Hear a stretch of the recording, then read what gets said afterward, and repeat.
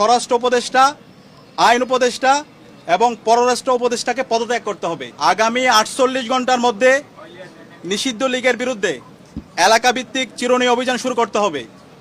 নিষিদ্ধ ঘোষিত সংগঠনের বিভিন্ন স্তরের সকল সন্ত্রাসীদেরকে গ্রেপ্তার করতে হবে। আমাদের 1 নম্বর দাবি, আমাদের ভাই উসমান হাদির উপর গুলিবর্ষণের সঙ্গে জড়িত প্রত্যক্ষ হামলাকারী, পরিকল্পনাকারী ও সহায়তাকারী সকল সন্ত্রাসীদেরকে গ্রেপ্তার করতে হবে।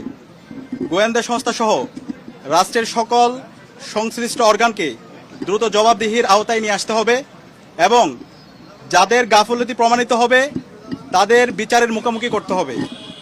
একই সঙ্গে যারা এই হামলাকে সমর্থন জুগিয়েছে, হাদি ভাই এবং জুলাই বিপ্লবীদের হত্যাযোগ্য করে তুলেছে, সেই কালচারাল ফেসিস্টদেরকে সামাজিকভাবে বয়কট করতে হবে। এইসব ব্যবস্থা অনতিবিলম্বে দৃশ্যমান করতে হবে। 2 নম্বর দাবি, আগামী 48 ঘন্টার মধ্যে নিষিদ্ধ লীগের বিরুদ্ধে এলাকাভিত্তিক চিরুনি অভিযান শুরু করতে হবে। নিষিদ্ধ ঘোষিত সংগঠনের বিভিন্ন স্তরের সকল সন্ত্রাসীদেরকে গ্রেপ্তার করতে হবে এবং সব ধরনের অবৈধ অস্ত্র উদ্ধার করতে হবে। এই বিষয়ে সরকারের অবহেলা আমরা সহ্য করব না।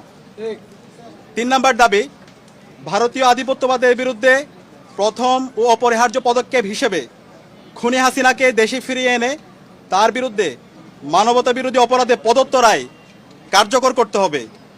গণহত্যাকারী সন্ত্রাসীদের আশ্রয় দেওয়ার প্রতিবাদে ভারতের সঙ্গে কূটনৈতিক সম্পর্ক পুনর্বিবেচনা করতে হবে।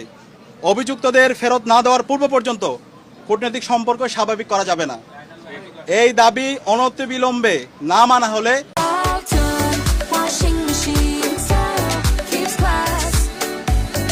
এবং আইন শৃঙ্খলা পরিস্থিতি দৃশ্যমান পরিবর্তন না দেখাতে পারলে স্বরাষ্ট্র উপদেষ্টা, আইন উপদেষ্টা এবং পররাষ্ট্র উপদেষ্টাকে পদত্যাগ করতে হবে।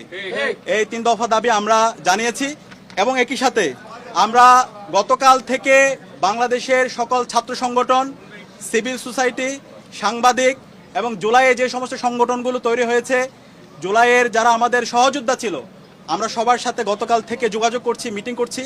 ছাত্রদল, ছাত্র শিবির, ইন্ডিপেন্ডেন্ট অ্যাক্টিভিস্ট এবং বামপন্থী সংগঠন, ইসলামিক সংগঠন এবং সব ধরনের নাগরিক, ছাত্র এবং নাগরিকদের সাথে আমরা যোগাযোগ করেছি।